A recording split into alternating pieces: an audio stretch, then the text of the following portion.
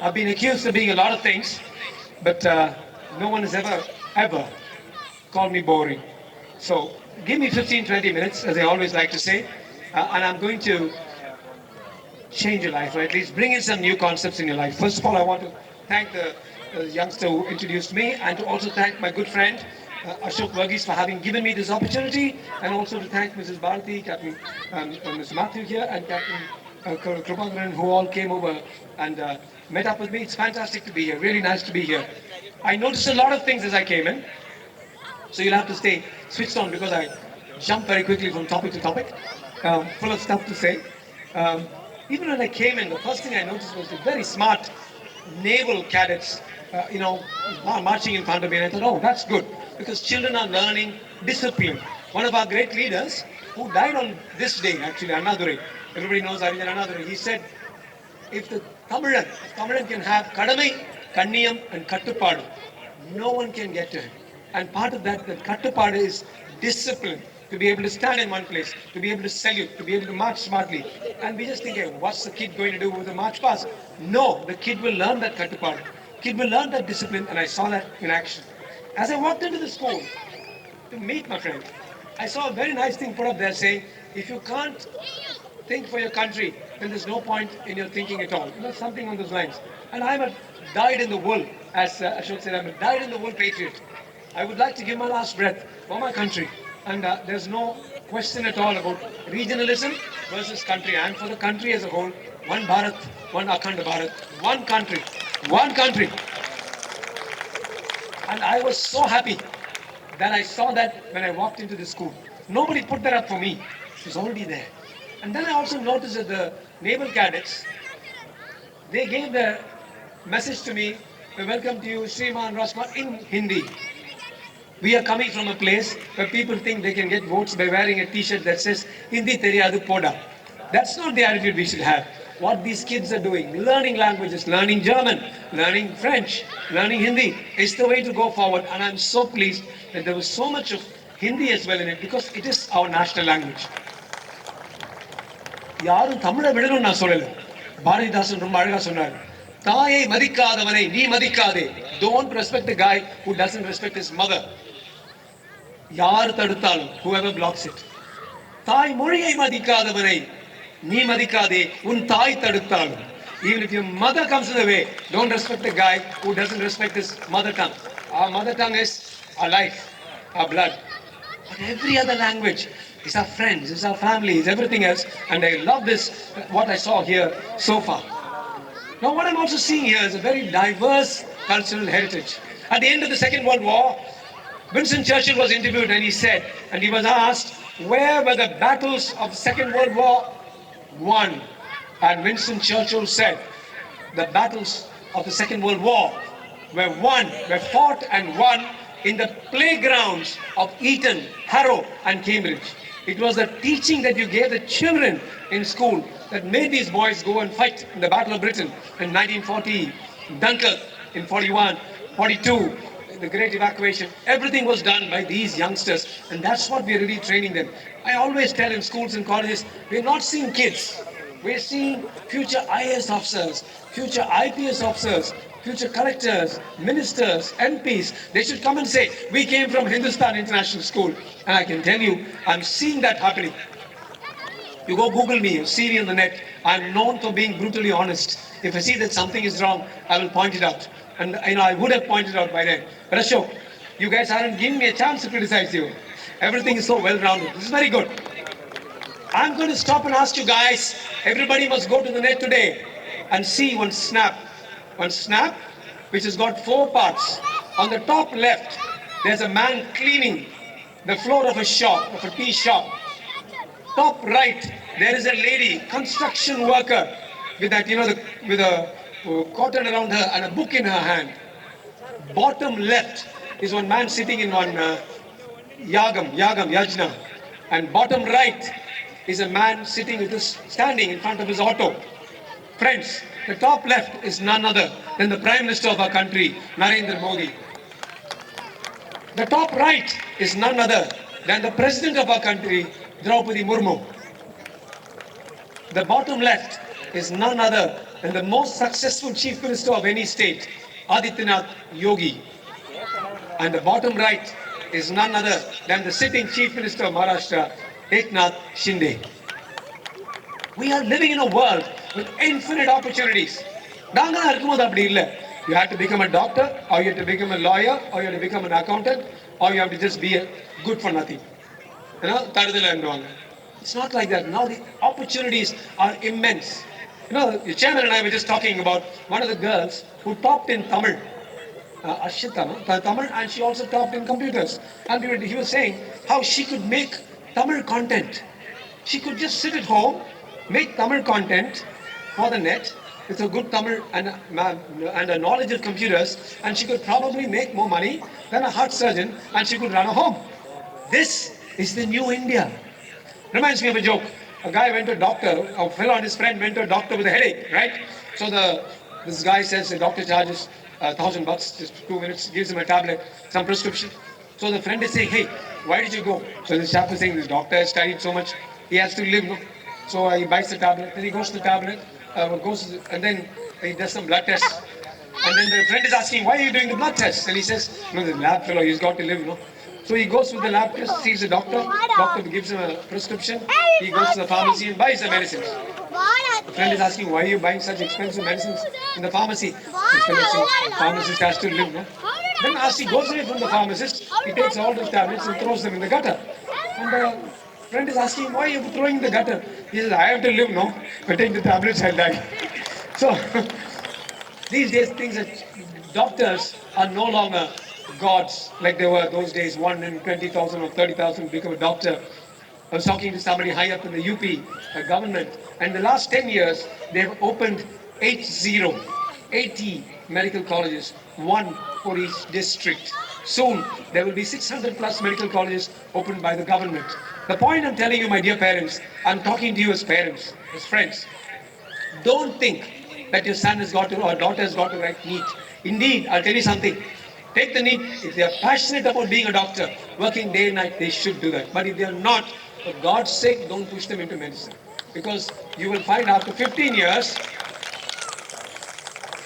later, on thick soda buddhi, not one hair left on the head, one big topa will be going into a room before you go in.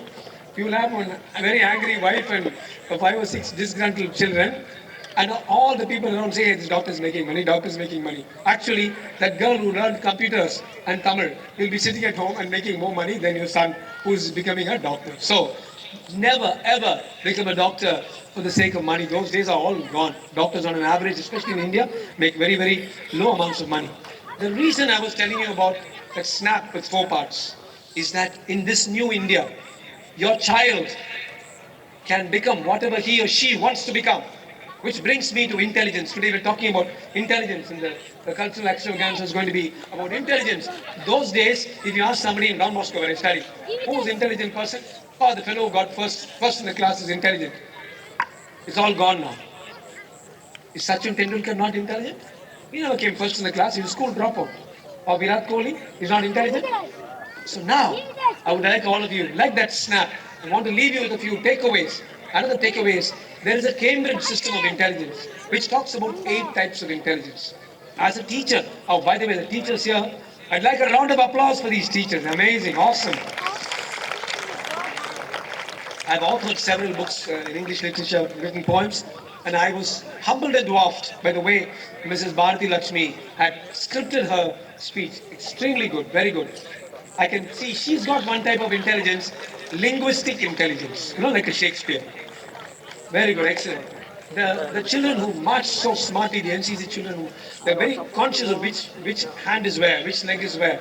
That's called body kinesthetic intelligence. You'll create a Dhoni, you'll create a, Sachin, you'll create a Virat Kohli. So just because the child doesn't get the first mark, those days are gone. Hey, dardala hai, what about kar hai? Those days are gone. It is up to us to find out which type of intelligence our children have. I saw the musical, I'm also a musician, and I was watching the band play. Very, very good. I thought the violinist used to play a little bit of classical violinist. The little girl who played the violin was playing it so well. And the boy who drummed was drumming very well. That is a musical intelligence. As Ashok Varghese said, the right brain intelligence. It's up to us. There's no longer any child who is not intelligent. They have their intelligence. It's up to us to find out. And somebody will not have musical, not have linguistic, not body spatial.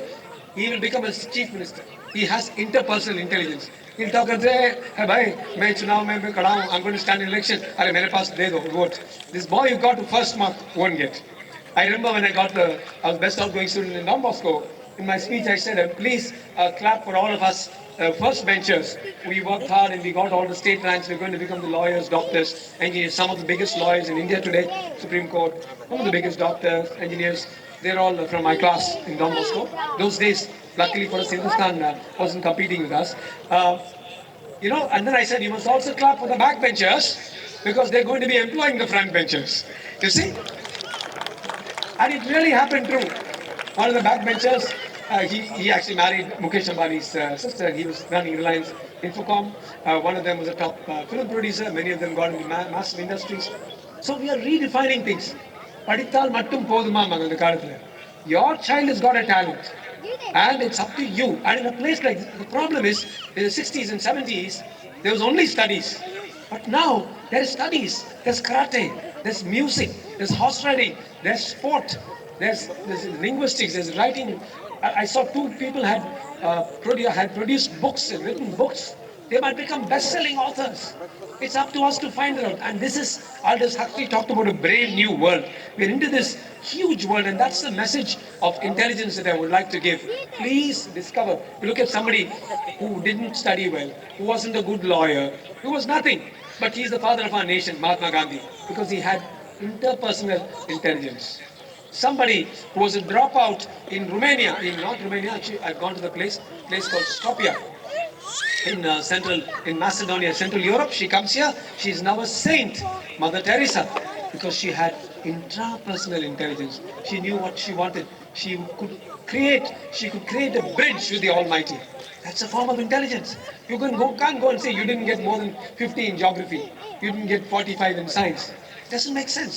So it's up to us, my dear friends, to find out. If you go to Khalil Gibran, one of the best authors, he'll say, your children are not your children.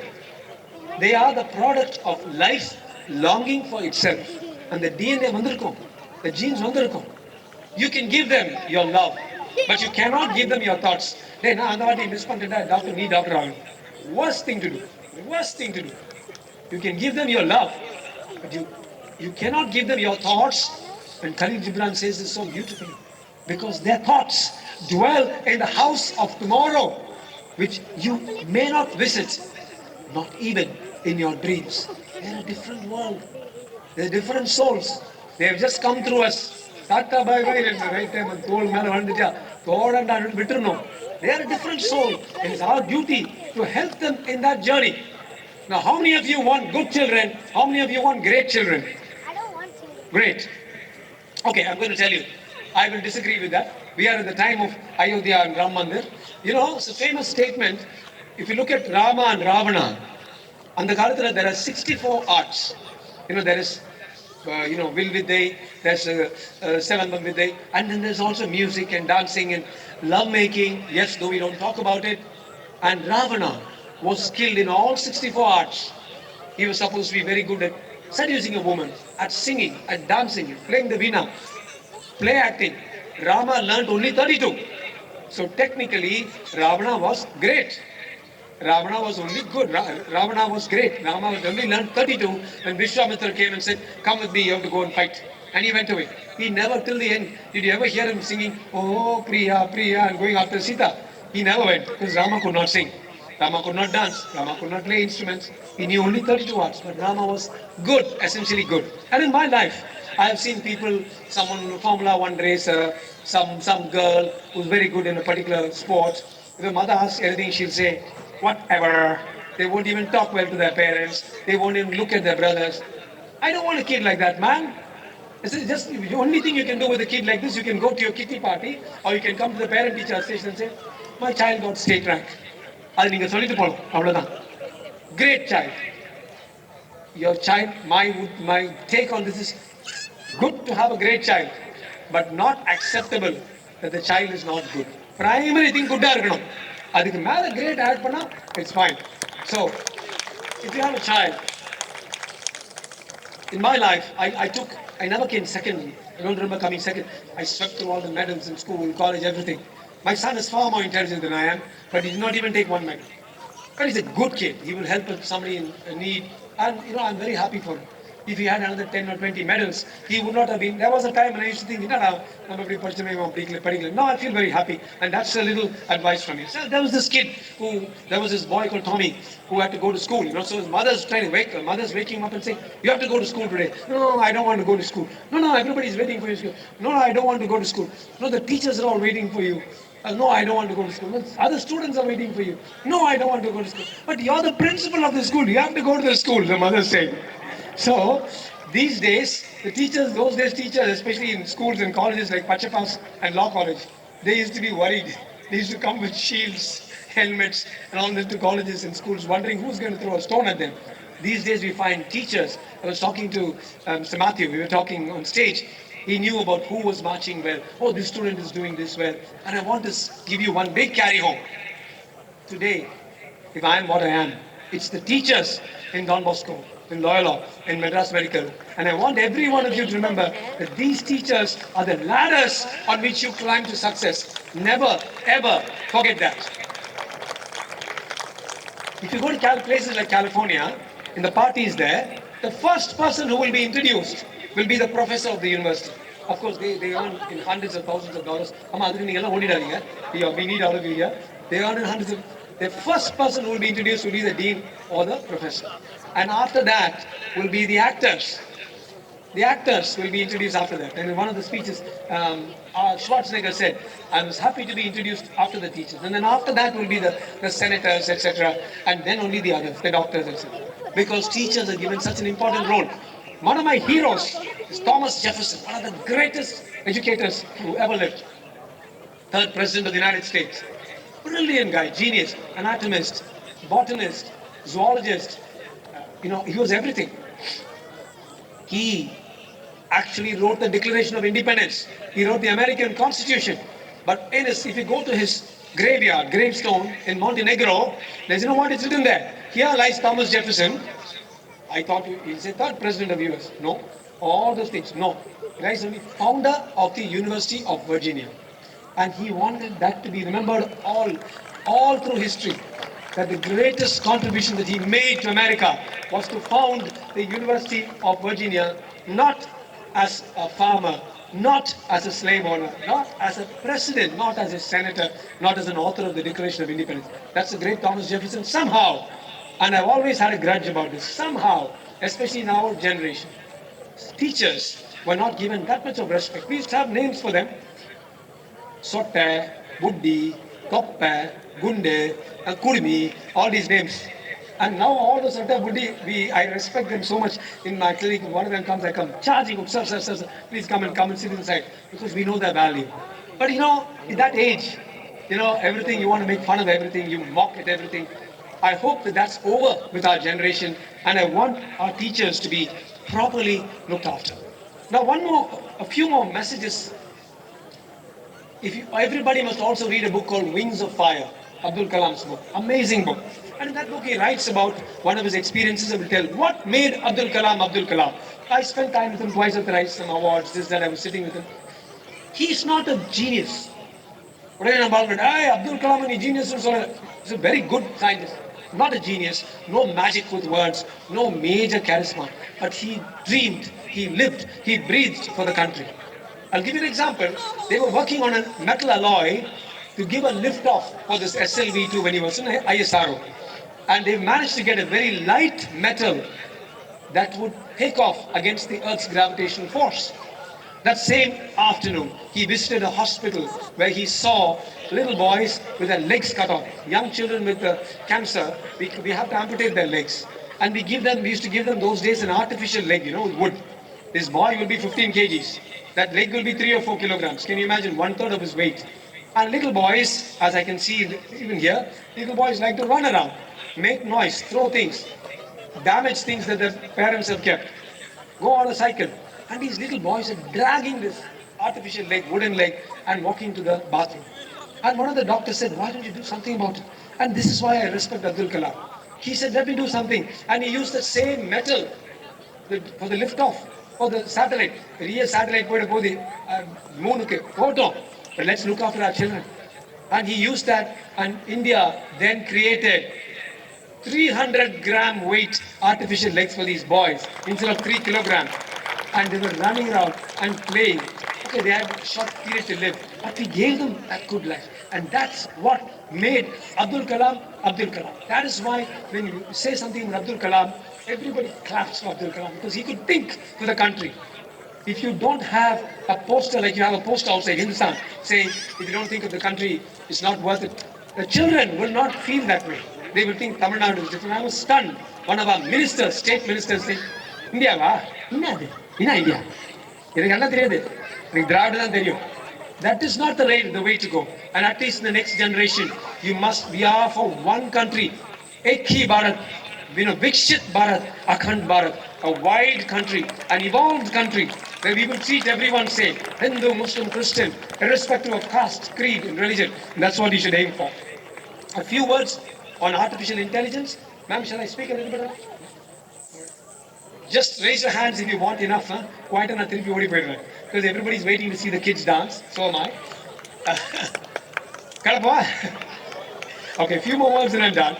So artificial intelligence, all of you, please get your kids to get into STEM, S-T-E-M, science, technology, engineering, and mathematics. Unless they're performers, they want to be great dancers, fantastic. Dancer, Padmashri, actor, the whole world is after you. Then you can start a political party and become a chief minister. Very easy. That's a different issue. But apart from that, science, don't forget science, technology, engineering, and mathematics, because artificial intelligence comes under that. Though I'm a doctor, I also run an artificial intelligence company, and I can tell you this is where everything is heading. In ChatGPT, you use ChatGPT, that's artificial intelligence. Everybody uses that. So please remember that AI is based on algorithms, based on data. Everybody thinks AI means we were just discussing some robot will come and take over. Chitty will come and take over. That is just different. We use robots for surgery every day. That's a different thing. No robot is going to come and take over. Somebody has to screw the robot. They say, just exactly like no man can do anything without his wife cracking at the back. They say if you want something to be talked about, tell the man.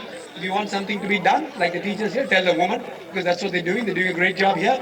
So robots will not take over. Artificial intelligence will not take away your jobs. Remember that 1.2 million new jobs will come up in India alone with artificial intelligence. Your children can be part of that supply chain. Maybe writing some software, writing some code. AI is the way to go. Number 2. Number 3, AI will replace law, for example. How can a judge know? How can a judge know that some divorce is right or wrong? You just think, or some car accident is right or wrong. 20% of all Indian cases are either divorce or car accident. And for these, artificial intelligence. You see the camera, it said the car came, hit, whose mistake based on the previous 10,000 cases. Can the judge remember 10,000 cases? He cannot. We have, for example, one type of artificial intelligence, which is called Watson. Watson is a doctor. You can go to that Watson. If you ask any question, I've got breast cancer. This is Watson will say, tell me the stage, this. Watson will say the best possible combination of chemotherapy, drugs, surgery, radiation, based on that computer uploading 5,000, 6,000 new research papers every day. Which doctor can upload 5,000, 6,000 new research papers into his head and then decide for you? So that is artificial intelligence. This is the future. AI will predict everything. There's a nice study in Korea. I was told there's some Korean connection they're having. Brilliant. Korea is heading that part of the world in artificial intelligence. Let me tell you how you can use it to affect all our lives. One particular bridge in Seoul, these little children, when they fail the exam, they used to go, children used to, youngsters, all love or something. He didn't look at me today, he didn't say my dress is good, whatever. They used to go and jump off that particular bridge. They put in an artificial intelligence. I was talking to people who are involved in that.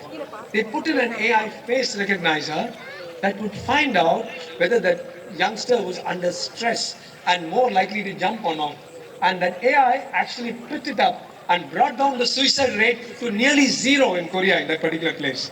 Because every time that AI picked up the kind of thing on the face or tears on the face or whatever, it would alert the local social worker.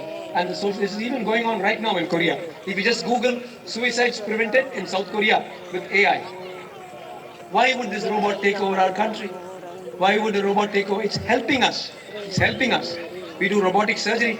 The robot will make sure that if I'm operating here, when I do it, the robot sitting in Lagos or in Oman or in Dubai will do the same surgery exactly what I'm doing. This is called master slave robot.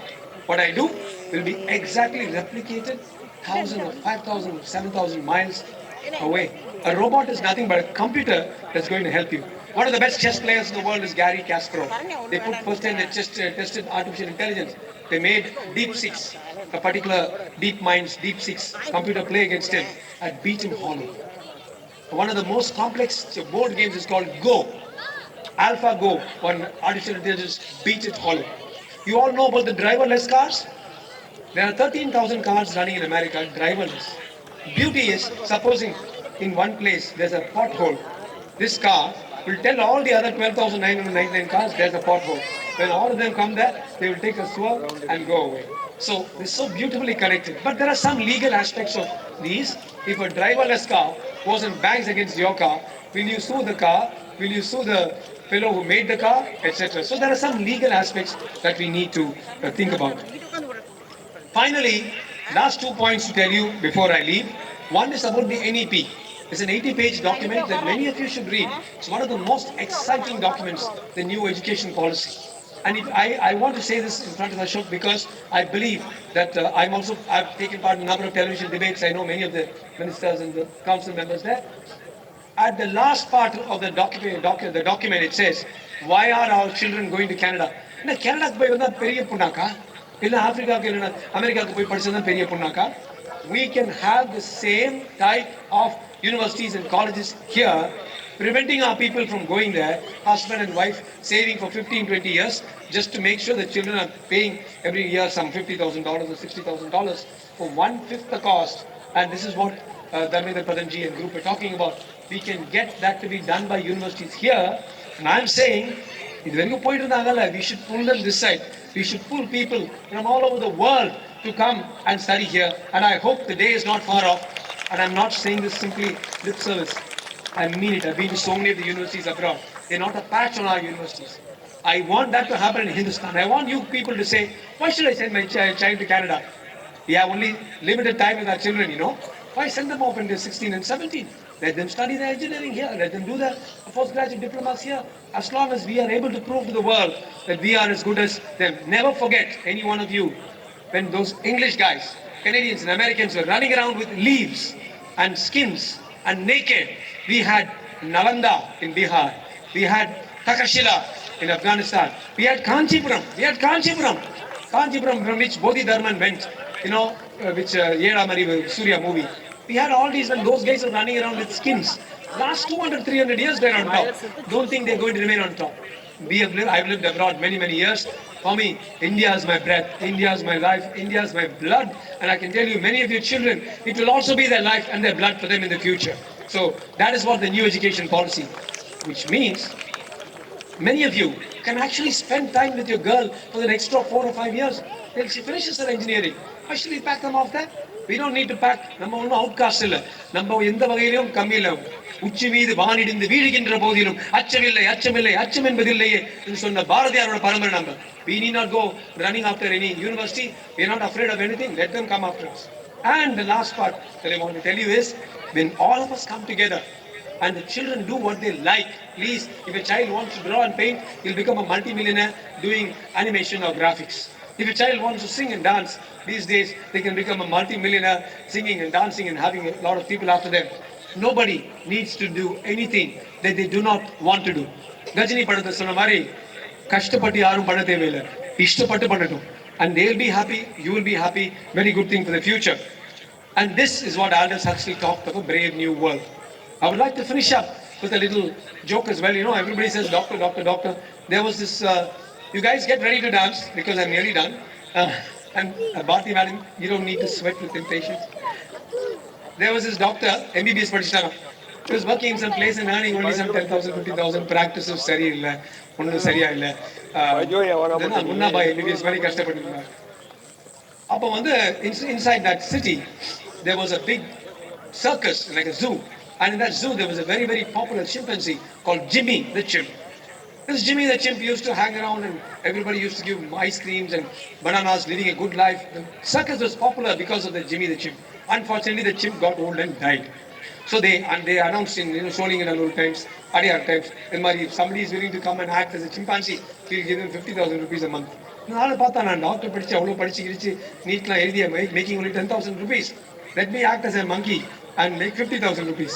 So he went there and wore that costume as a monkey, and he was happily making lots of money, getting tips, making much more than his classmates, living a good life, ice creams, bananas, etc. One fine day, unfortunately, he got over enthusiastic. He swung and landed in the lion's cage. Big crowd all around. Now he can shout and say, I'm a doctor. They let him out, but he loses his job. He's back to 10,000 rupees. Or he can keep quiet, but the lion may bite him and kill him. So for some time he was quiet, thinking, can I escape? But unfortunately, the lion started moving towards him with the ground. Came close. As it came close, he started shouting, hey, I finished my MBBS in Chettinad. Please, somebody help me, I'm only earning 10,000. So I came. But it was too late, unfortunately. Lion came too close, opened the mouth and said, hey, Maria, you did only MBBS, I did MS itself. And I'm working here. So sometimes we think wrongly that one profession has it all, be it law, be it medicine, be it engineering. But this is the beauty of this world. Vasudhaiva Kudumbakam. This is the beauty of this new India. This is the beauty of the brave new world that our children have inherited, that they can choose what they want to do, enjoy what they want to do, be good above all and not be necessarily be great, and still be part of an evolved country that treats everyone the same. That evolved country is called Vikshit Bharat. Thank you all for listening. Jai Hind, good luck and God bless.